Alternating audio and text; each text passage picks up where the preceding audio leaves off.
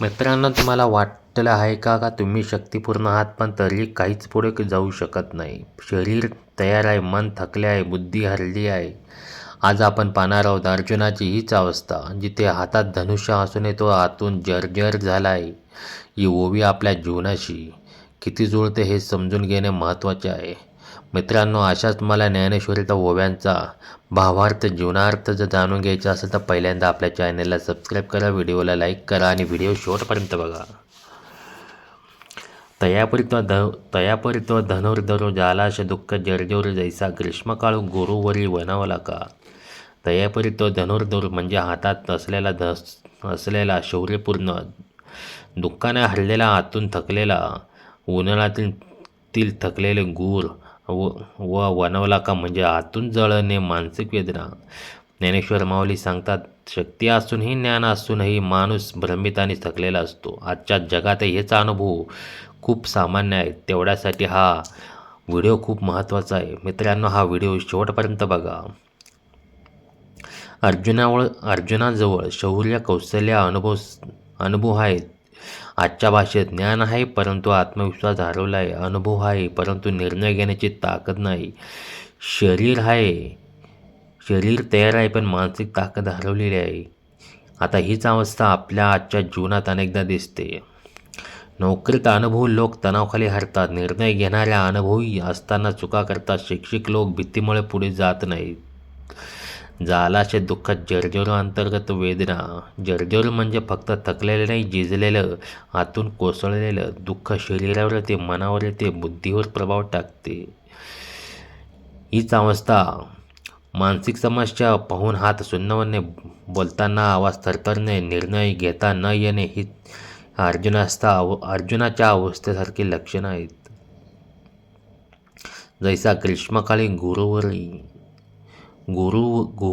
गुरीवरू म्हणजेच उन्हाळ्यातील गूर, निर्जीव, थकलेला, शुष्क, बाहेरून उभा पण आतून पूर्णपणे कोसळलेला.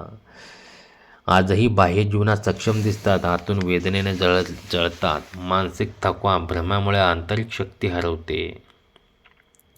वनवला का म्हणजे आतून जळणारा वनवा म्हणजे मानसिक वेदना, भीती, करुणा, अपेक्षा, मोह, अहंकार. सूर्य आहे पण ढगाने झाकला आहे. नयन आहे पण भीती आणि भ्रमामुळे अंधार वाटतो. आजही ओव्हर थिंकिंग, सामाजिक दबाव, अपयशाची भीती म्हणजेच वनवा.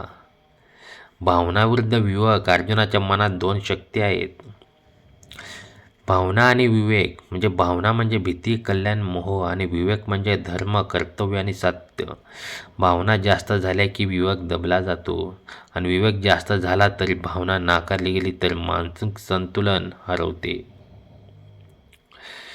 सूर्य, ढग म्हणजेच आत्मज्ञान आणि भ्रम. सूर्य म्हणजे आत्मज्ञान, अस्तित्व. ढग म्हणजे मोह आणि भ्रम. झाकलेलं म्हणजे ज्ञान हरवलं पण ते दिसत नाही. याला उपाय म्हणजे स्वनिरीक्षण, नम्रता आणि शरणागती. त्यासाठी मार्गदर्शन स्वीकारणे. अर्जुनाच्या जीवनोपयोगी धडे म्हणजेच भ्रांती, अर्थ, सत्यावर विश्वास. भावना जास्त, निर्णय हरवतो. सूर्य झाकला जातो, नष्ट होत नाही. मार्गदर्शन अधिक, शरणागती म्हणजेच मुक्ती. आजच्या जीवनातील अर्जुन म्हणजे आजही प्रत्येक माणूस अर्जुनासारखाच आहे. शिक्षित, अनुभवी, परंतु भ्रमित. बाह्य रूपात मजबूत, आतून जर्जर. समाज, कुटुंब, नात्यांमुळे अडकलेला. मानसशास्त्रीय दृष्टिकोन हेच सांगते. ओव्हर थिंकिंग म्हणजे भीती आणि भ्रम, सोशल प्रेशर, वनवा, एक्सपेक्टेशन, मानसिक थकवा. या सर्वांचा परिणाम म्हणजेच काय होतो? निर्णय क्षमता कमी होते, मानसिक ऊर्जा हरवते, आत्मविश्वास झाकला जातो. अर्जुनाची वास्तविक लढाई म्हणजे जी बाह्य युद्ध नाही तर अंतर्गत संघर्षाशी आहे. भावना म्हणजे भीती, करुणा, मोह, विवेक, धर्म, कर्तव्य, सत्य. जोपर्यंत अर्जुन म्हणत नाही मी हरलोय, मला मार्गदर्शन हवंय, तोपर्यंत सत्याचा प्रकाश दिसत नाही. सूर्य आणि ढग हे जीवनाचा संदेश देतात. सूर्य हा आत्मज्ञान सत्याचा आहे. ढग भ्रम, मोहीम आणि अहंकाराचे प्रतीक आहेत. ढगाने सूर्य झाकले जातं म्हणजेच झाकलेला अज्ञान, तरीही ज्ञान अस्तित्वात आहे. सूर्य कायम आहे, ढगावर ढग करत आहेत. आजही तुम्ही ज्ञान असताना भ्रमात असू शकता, तुम्ही समर्थ असताना देखील भीतीमुळे थकू शकता, पण मार्ग आहे फक्त स्वीकारावा. समाधानाची वाट स्वनिरीक्षण करावं, भीतीला सामोरे जावे, मार्गदर्शन स्वीकारावे, धैर्य आणि निर्णय क्षमता स्वीकारावी. ही ओवी फक्त ऐकण्यासाठी नाही, जीवन बदलण्यासाठी आहे. मित्रांनो, ही ओवी आपल्याला अंतर्गत शक्ती ओळखण्यासाठी देते.